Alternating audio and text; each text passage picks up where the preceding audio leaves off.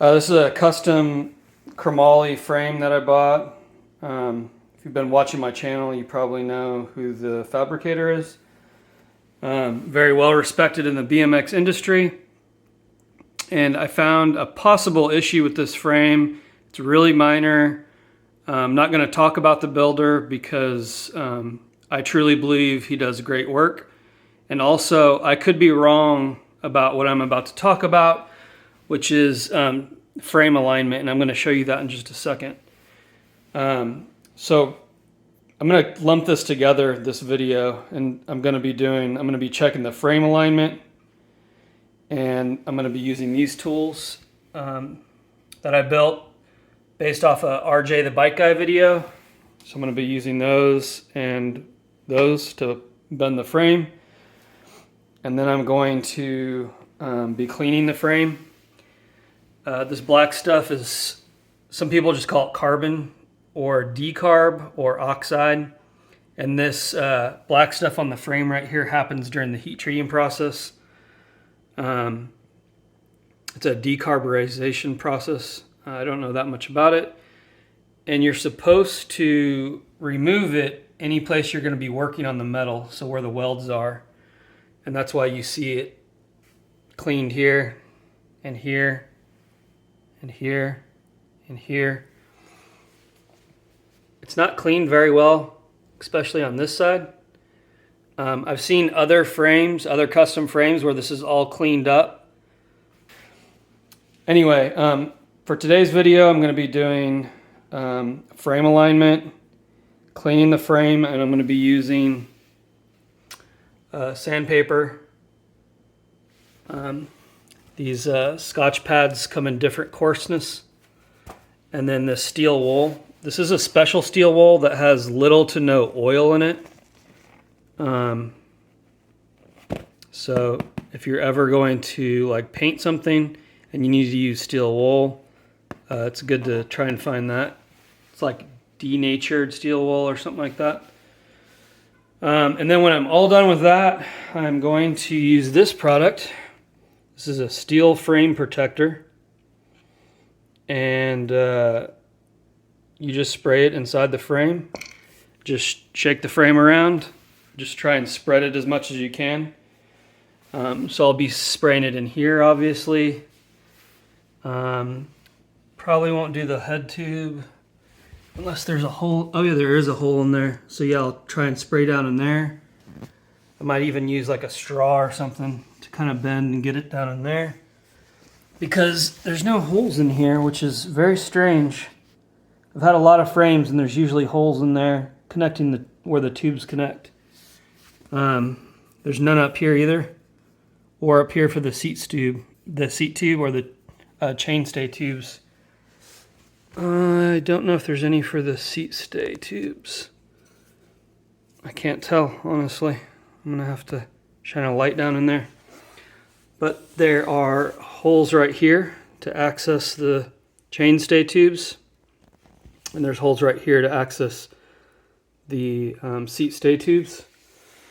So I'll be able to do these tubes, seat tube. I should be able to get to this big down tube. Oh, by the way, you shouldn't even touch this with your bare hands because the oil from your skin. I've been doing that. I'm not worried about it. Little spoiler alert here. I'm going to be just doing a boiled linseed oil on this instead of painting it initially. I'm just going to clean the frame, put some oil on it, and then put it together and see how much I like the frame. And then I'm going to decide on like a color scheme and whatnot. So now let's get to the first part of this video. Let me move all this stuff. The first part of this video is frame alignment. You can see I have this string tied here.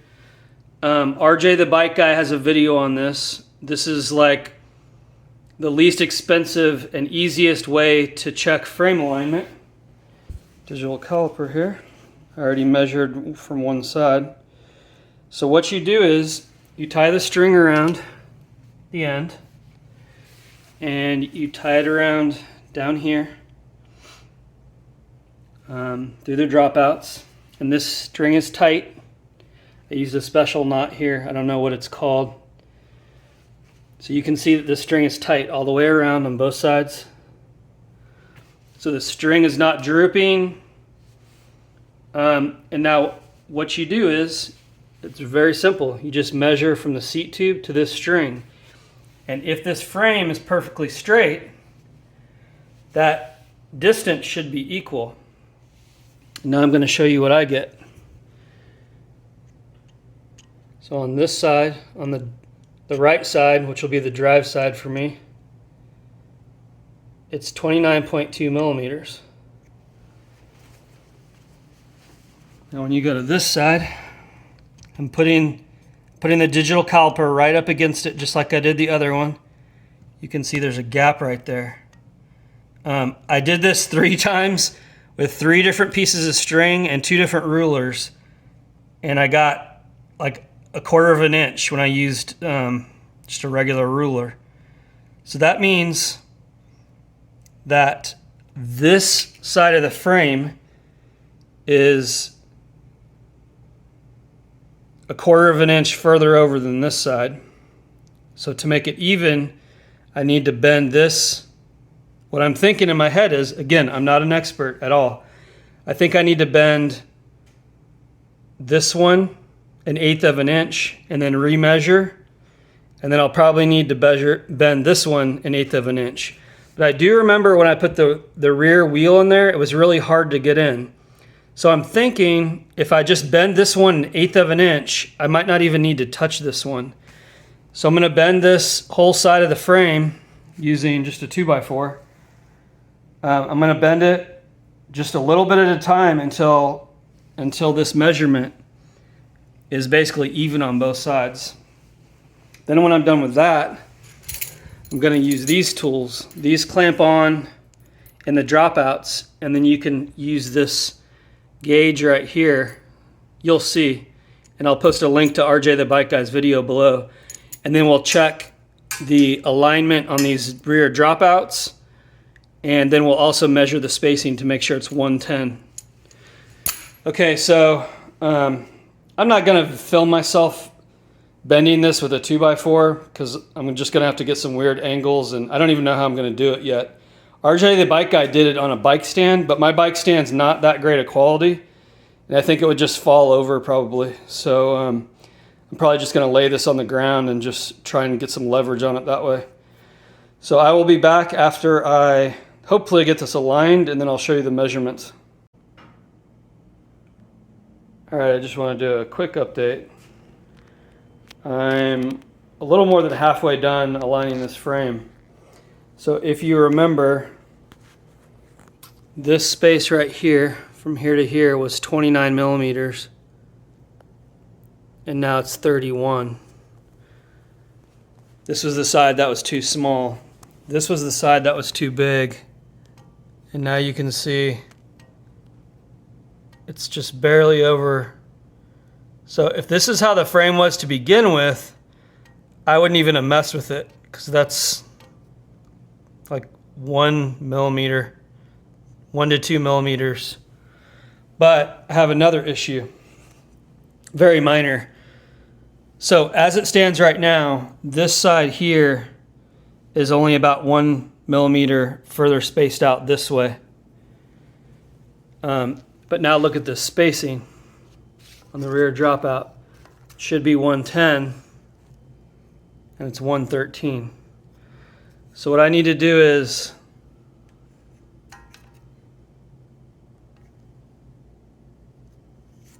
I need to move this one in a tiny bit, and I need to move this one in a tiny bit more. And then if I go slow and I keep measuring, it should be 110 spacing here and equal on both sides here. Okay, I think I'm good. I probably should have filmed that, but I didn't. I was afraid I was going to mess something up, honestly. I just took it really slow. It's kind of like painting. The slower you go, the more patient you are, the less chance you're going to mess something up. So I just went really slow. I had to bend the frame almost probably like 20 times to get it right where I wanted it. And when I say bend, I mean just put a little bit of my weight on it. So it was bending very little. But yeah, I'll show you these measurements now. So this side is right on the line. It was 29.0, now it's 29.9. And this side is still off a tiny bit, but I'm happy with the spacing now. It's almost the same. It's literally 1 millimeter. But more importantly, the rear spacing is also, I shouldn't say more importantly, but also the rear spacing is correct because it was pretty far off. You can see there, 110.7, and you want it, sorry, this is moving around, but it's spaced in there, right? You can see it touching both sides, 110.7. You want it just, it's supposed to be 110, but you know, a little extra room so that the wheel can slide in there pretty easily. So I'm calling that good. This frame is now in alignment. And I'm gonna link to those RJ Bike Guy videos, but I wanna say a couple things. When you have this string, make sure it's not touching anything. This was up higher earlier. Let me pull it back up and I'll remeasure real fast. Shouldn't be touching anything else on the frame, because if it's welded unevenly on both sides, then that can cause this measurement to be off. And it should be, wherever you wrap it around, it should be snug in the same spot. See how it's not touching anything right there? It's not touching anything else anywhere along the frame. All right, so now I'm gonna check the alignment on the dropouts, and I'll show you a video of that once I get these pieces on here right here. I'll show you what they're made out of. It's 2 smaller washers and 2 bigger washers. The dropout's gonna go right there on both of the dropouts, and I'll show you that in 1 second. All right, this all checks out. So all this tool does, I'm gonna link a video to RJ the Bike Guy who explains this in much more detail. But all this tool does is, you're looking at the alignment between these 2 nuts. And like, if this one was higher than this one, then you would need to bend this down. It's just to see if these 2 dropouts are in proper alignment. So earlier when I was using the 2x4 and my body weight, I was adjusting frame alignment. This is adjusting and checking dropout alignment, and everything's good. You'll see in RJ the Bike Guy's video, if you watch it, he has these park tools, and these things are a lot bigger and a lot flatter, and it's a lot easier to determine if there's an issue. Now that I'm down here zoomed in, do you see how this screw is slightly, it looks like it's kind of going down just a tiny bit more than this one. So I'm going to pull up on this just a tiny bit.